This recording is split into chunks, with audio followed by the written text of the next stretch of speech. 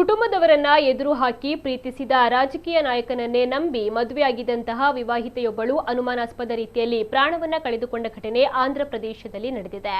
ಮೋಹಿತಾ ಮೃತ ಮಹಿಳೆ ಪತಿ ಪುಲ್ಲಯ್ಯನ ಕಿರುಕುಳವನ್ನ ತಾಳಲಾರದೆ ಯುವತಿ ದುಡುಕಿನ ನಿರ್ಧಾರವನ್ನ ತೆಗೆದುಕೊಂಡಿದ್ದಾಳೆ. ನೀನಿಲ್ಲದಿದ್ದರೆ ನಾನು ಬದುಕಲ್ಲ, ನೀನೇ ಸರ್ವಸ್ವ ಎಂದು ಮಾಯದ ಮಾತುಗಳನ್ನಾಡಿ ನಾಟಕವಾಡಿದ್ದ ರಾಜಕೀಯ ನಾಯಕನ ಅಸಲಿ ಮುಖ ಬಯಲಾಗಿದೆ. ಇವರಿಗೆ ಮದುವೆಯಾಗಿ 5 ವರ್ಷವಾಗಿತ್ತು. ಇಬ್ಬರು ಮಕ್ಕಳು ಕೂಡ ಇದ್ದಾರೆ. ಆದರೂ ಈತ ಅಕ್ರಮ ಸಂಬಂಧವನ್ನ ಹೊಂದಿದ್ದ. ಇದರಿಂದ ಬೇಸತ್ತ ಪತ್ನಿ ಮನೆಯಲ್ಲಿ ಎಲ್ಲರ ಸಮ್ಮುಖದಲ್ಲೇ ಕೀಟನಾಶಕವನ್ನ ಸೇವಿಸಿ ಪ್ರಾಣ ಬಿಟ್ಟಿದ್ದಾಳೆ ಎನ್ನಲಾಗಿದೆ. ಮೃತಳ ಕುಟುಂಬಸ್ಥರು ಪತಿಯ ವಿರುದ್ಧ ಸೂಕ್ತ ಕ್ರಮಕ್ಕೆ ಒತ್ತಾಯಿಸಿದ್ದಾರೆ.